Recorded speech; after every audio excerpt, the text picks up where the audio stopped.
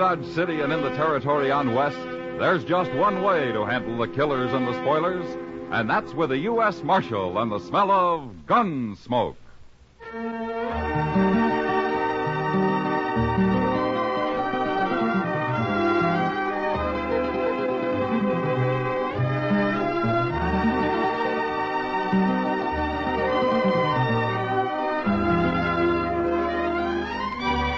Gunsmoke, starring William Conrad. The story of the violence that moved west with young America. The story of a man who moved with it. Matt Dillon, United States Marshal.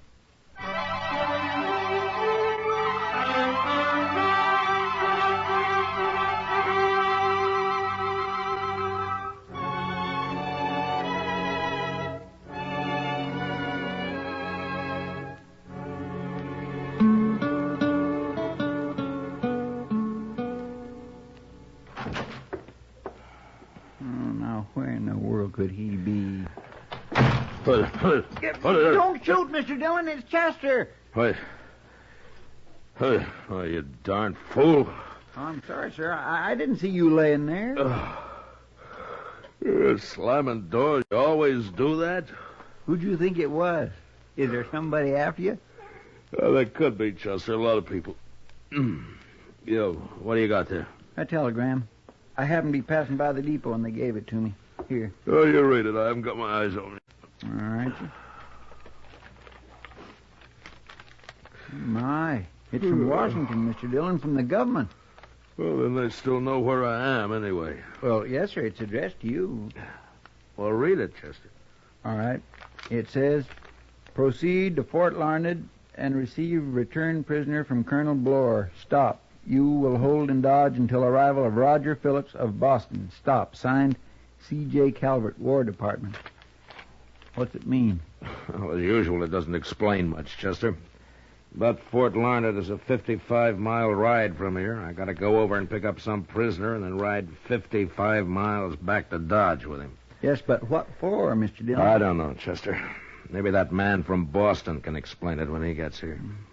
That colonel at Fort Larned must know. Oh, you might. Can I go with you? All right. We'll start in the morning at daylight.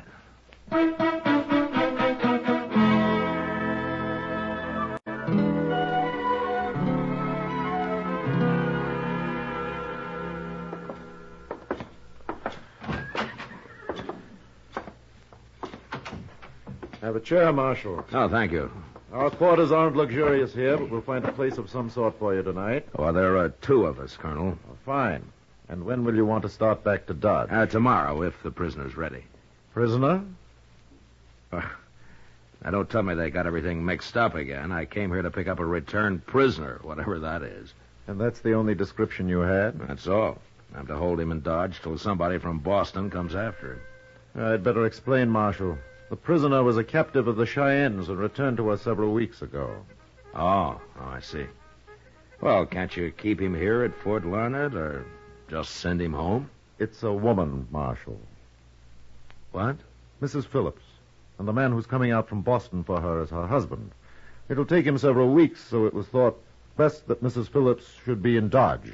I never heard of sending a woman to Dodge for her to be better off. But I'll take her there, and that's what they want. Where'd you find her, anyway? Well, perhaps I should tell you the whole story. Mrs. Phillips was captured while traveling to join her husband in Denver 10 years ago. 10 years? That's a long time for a woman to live with Indians. Yes, it is. Her stage was attacked by the Cheyennes, and everyone but her was killed. Yeah. Well, how'd you get hold of her? She won't talk much, Marshal, but evidently she managed to escape. You see, we were chasing a band of Cheyennes led by Chief Blackhorn a few weeks back, and we ran into Mrs. Phillips and a girl out on the prairie. A girl? A Cheyenne, not a white girl. Now, that's strange. But anyway, what are you going to do with the girl, Colonel? It's all been decided in Washington. She's to go onto a reservation. Oh, well, good. Then I don't have to worry about her. Well, I'm afraid, Marshal, it's going to take a little time. Huh? What do you mean? Mrs. Phillips absolutely refuses to be separated from her. But right now I have to take them both to Dodge, huh? I'm afraid so. I'll send for the girl when Mrs. Phillips goes home. How old's the girl, Colonel? Perhaps somewhere between 8 and 12. Well, I suppose I'll meet him at supper. I don't think so. She insists on eating alone with the girl. Oh, and by the way, they're both still in Indian dress. You'll have to do something about that in Dodge. Colonel, do you have a bottle of good whiskey hidden in that desk? Of course I have, Marshal. But don't worry. I'm sure everything will go smoothly. Sure.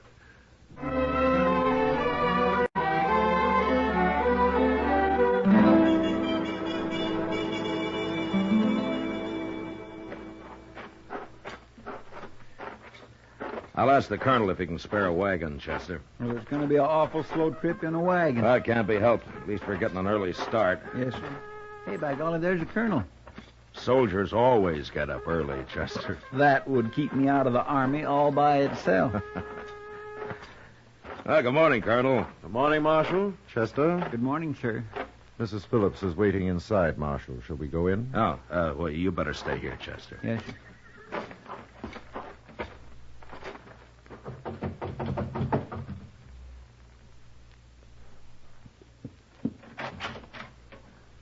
Mrs. Phillips, I've brought Marshal Dillon. How do you do, Marshal? Ma'am? Come in, gentlemen.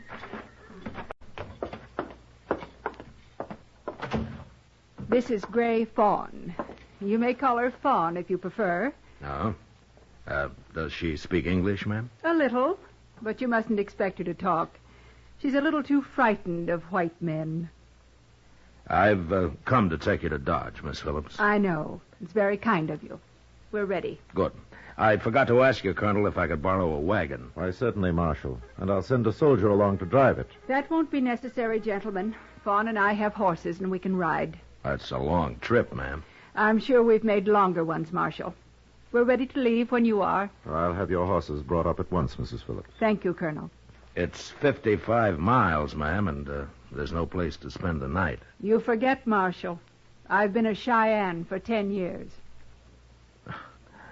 All right. Well, let's get started.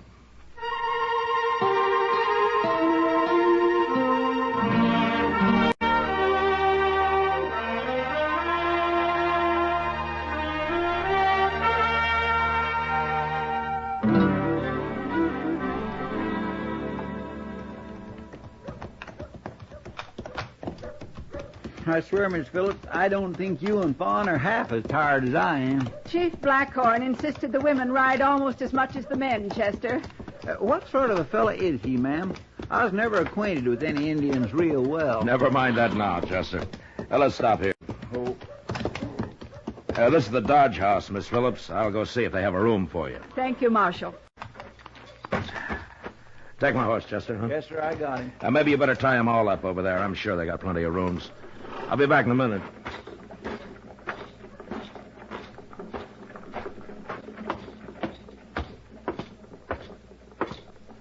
Good evening, Hank. Hello, Marshal.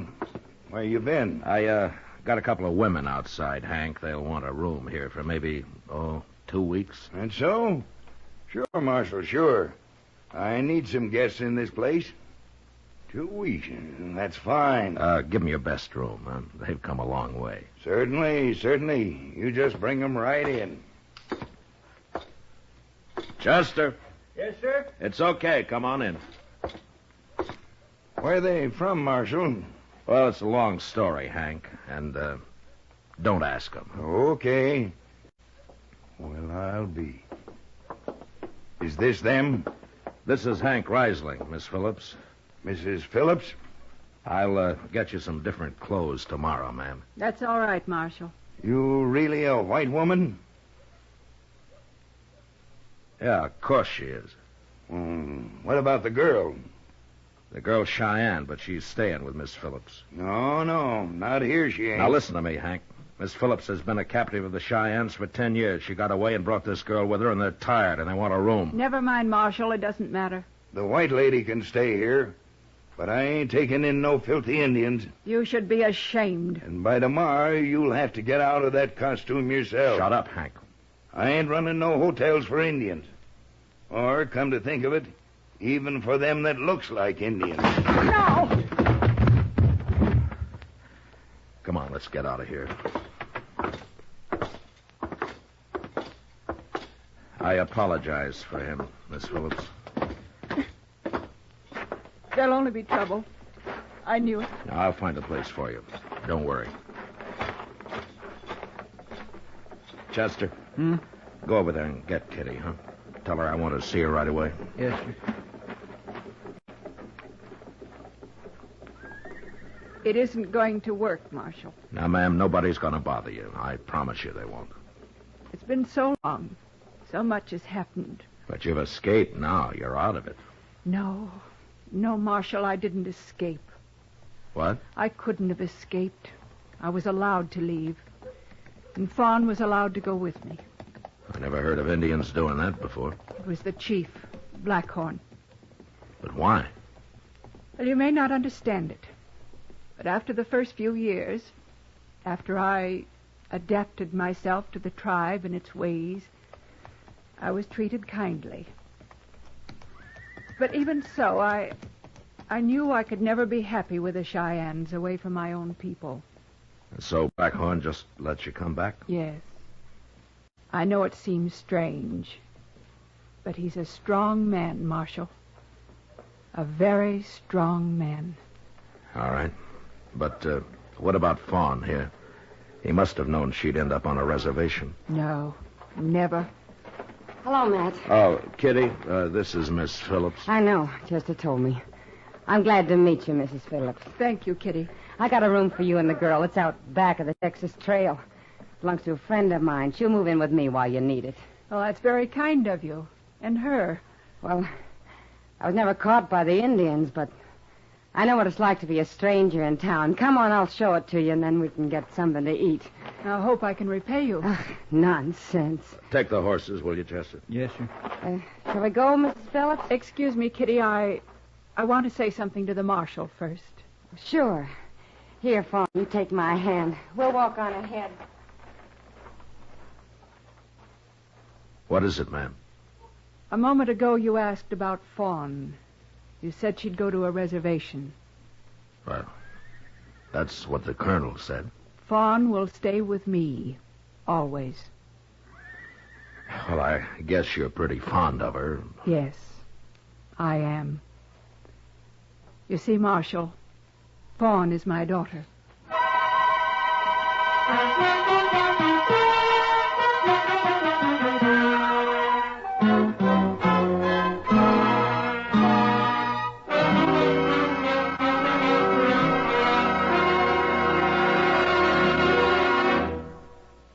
We will return for the second act of Gunsmoke in just a moment. But first, tomorrow in the daytime on most of these same stations, CBS Radio welcomes to the network the distinguished conductor Leopold Stokowski to conduct the new musical series 20th Century Concert Hall. Mr. Stokowski conducts the CBS Radio Chamber Orchestra in the radio premiere of Nikolai Berezovsky's Adagio from the Sextet Concerto. This is a radio premiere in tribute to the composer who was with CBS Radio's orchestra for 22 years until his death last month. 20th Century Concert Hall starts tomorrow. Now the second act of Gunsmoke.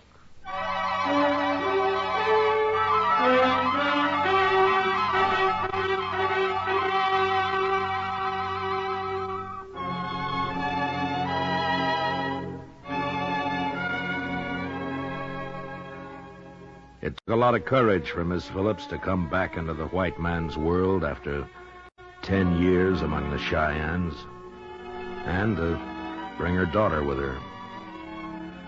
I didn't tell anybody about it. I figured she'd talk for herself when the time came.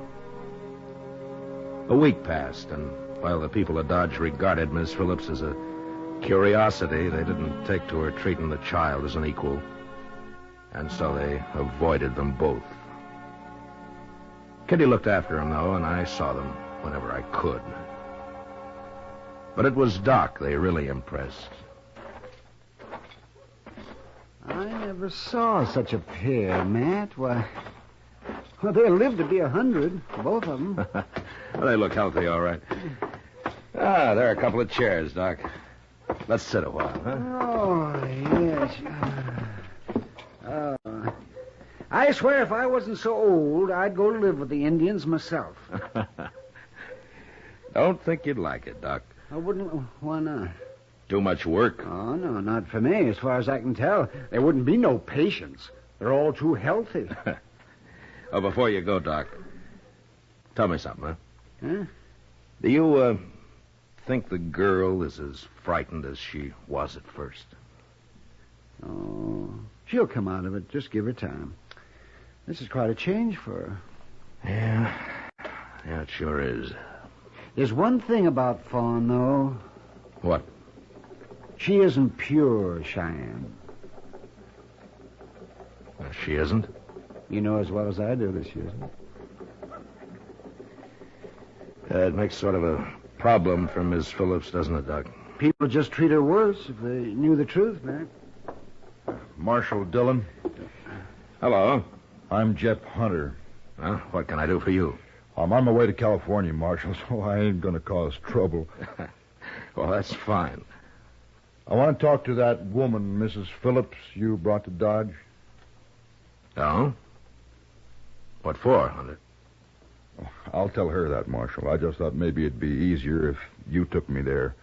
You can stay while I'm talking to her if you like. All right, Hunter. She lives back of the Texas Trail here. Come on, I'll show you the way. All right. I'll see you later, Doc. Sure, Matt.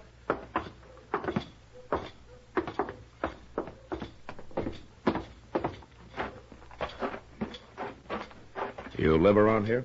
Oh, I've been ranching, Marshal. It's too cold winters. I'm going to California. No? Yeah. Family? No, I'm alone. No. Ah, here we are.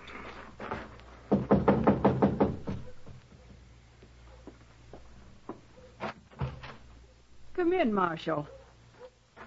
Oh, both of you. Well, thank you.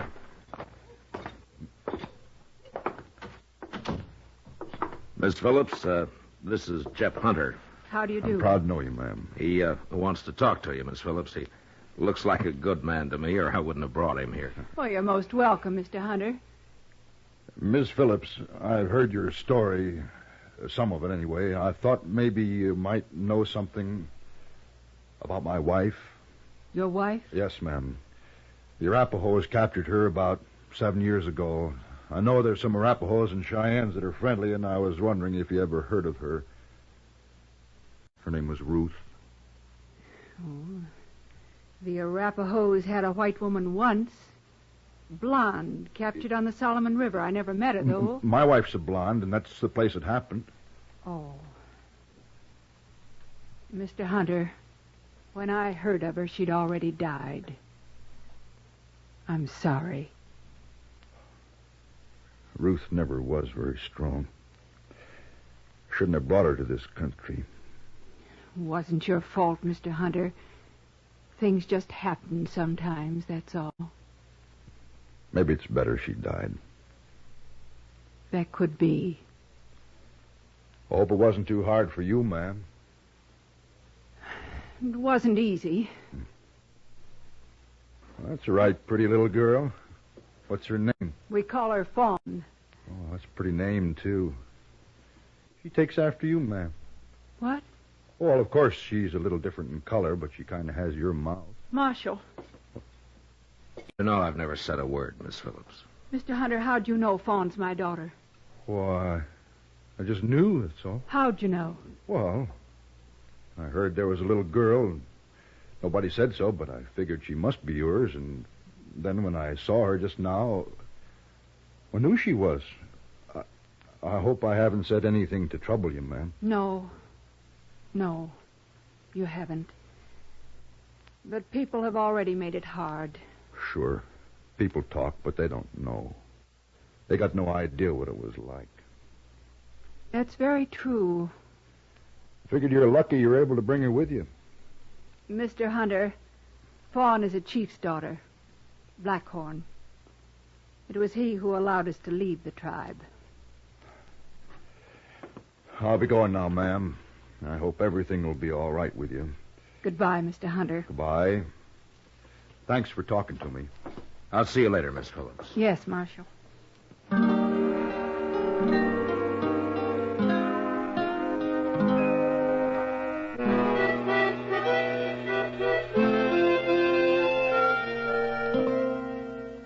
Jeb Hunter didn't leave Dodge right away.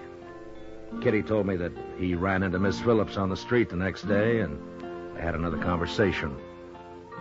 Later, I heard he took her and the girl fishing. I figured he was good company for him, and no harm could come of it. I was busy, and I sort of forgot about him for a few days, when one morning a man walked into the office. Marshal Dillon? I'm Phillips. Roger Phillips. I've come for my wife. Well, when did you get into Dodge? Oh, I came in the Santa Fe last night. Last night? I thought it wisest to wait till morning. Oh. Well, it's your business, Phillips. Chester, go tell Miss Phillips her husband's here. I'll bring him over in a few minutes. Yes, sir. I'll go tell her, Mr. Dillon.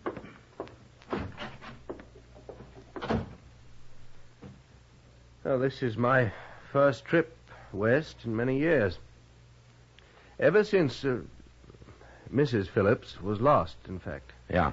Are you staying? Staying? Oh, no. No, we'll go straight back to Boston. I much prefer it there. I see. Well, Miss Phillips is fine, although I have an idea you'll see some changes in her. I expect that. She's been through a terrible experience, Marshal. Of course, we'll get her back to normal soon enough. Seems pretty normal to me right now. Really? That's hard to imagine after 10 years among the savages. I only hope she hasn't, lost too much. She was a well-bred woman, Marshal, and we... She still is. She's just learned more. I told her, Mr. Dillon. All right, Chester. I'll show you where she's staying, Phillips. Come along.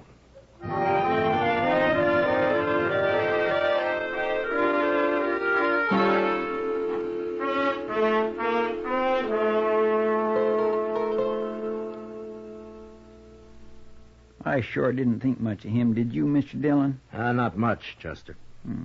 Awful uppity. Seems a shame. A fine woman like that. Well, maybe she can handle him. If he's worth handling. It's not our problem, Chester. Well, no, sir, I guess not. Marshal, I want to talk to you. Good morning, Miss Phillips. Good morning, Marshal. Now, Marshal, you listen to me. Yeah? What is it? Well, I've just learned the full truth.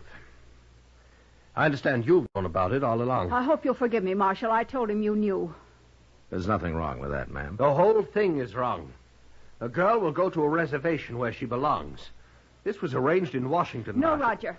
Never, never. Now, wait a minute, ma'am. Look, Phillips, the colonel at Fort Larned told me the arrangements, but he didn't know the facts, and neither did the people in Washington. Things are a little different now, don't you think? Well, you can hardly expect me to take that girl back to Boston. It's up to you, I guess. Well, then go over there and get her, Marshal. And hold her here in jail until we leave Dodge, and then you can do what you like with her after that. Roger. You must be a pretty big man in Boston, Of Phillips. course I am. But this is Dodge City. Nobody ever heard of you here. Now, why don't you calm down and decide what you're going to do? I know what I'm going to do. I won't leave her, Roger. I won't have her around, here or anywhere else. Then I'm sorry. What do you mean you're sorry? Go back to Boston. I'll stay here. Do you know what you're saying? Yes, I do. I'll divorce you. You'll never get a penny. I don't want your money. I wouldn't have it. Very well, then. Stay. No longer anything but a squaw anyway.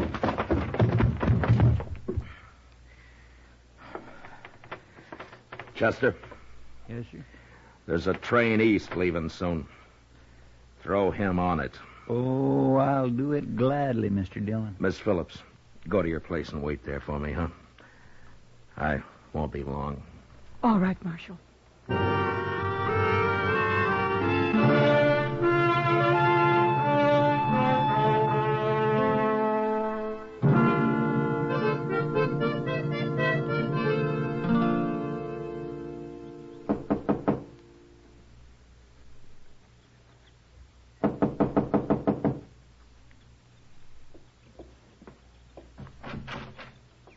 Come in, Marshal. Why, Mr. Hunter. Marshal told me to come along, ma'am. I hope it's all right. Come in. Thank you.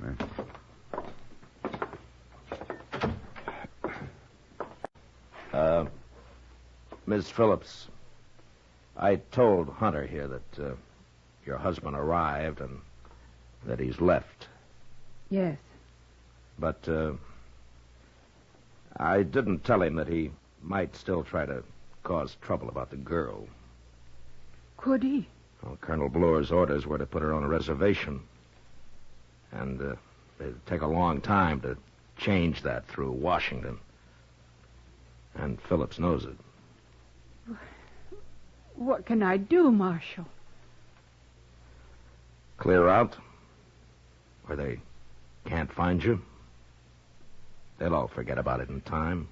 That's a good idea, ma'am, if you don't mind my saying so. But how? I can't just ride back out onto the prairie with her. No. No, she can't.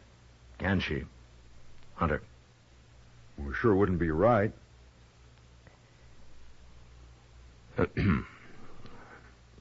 Well? Ma'am? Yes. I'm headed for California, like I told you. I can leave any time. I got plenty of room for two more, like you and your pretty little girl. Do you really want us? Well, I'll tell you. I've been waiting around Dodge so as I'd be sure that you were going to be all right. You understand? Yes. Yes, I understand.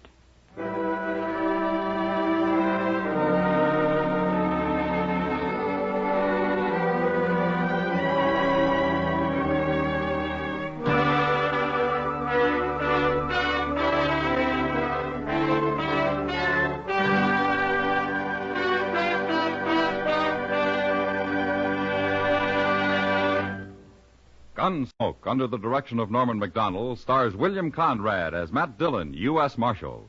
Tonight's story was especially written for Gunsmoke by John Meston, with music composed and conducted by Rex Corey. Featured in the cast were Helen Cleve, John Daner, Edgar Barrier, Lawrence Dobkin, and Leo Curley. Parley Baer is Chester, Howard McNear is Doc, and Georgia Ellis is Kitty. And now an announcement of interest to many of our listeners. The theme for Gunsmoke is an original melody by our musical director, Rex Corey. It is called Old Trail and is available at your local music store, both in sheet music form and as a commercial record. Beginning next week, Gunsmoke will be heard at a new time over most of these same CBS radio stations. Remember, Gunsmoke at a new time beginning next week, so check your local newspaper for the time. Be sure to join us again next week as Matt Dillon, U.S. Marshal, fights to bring law and order out of the wild violence of the West in Gunsmoke.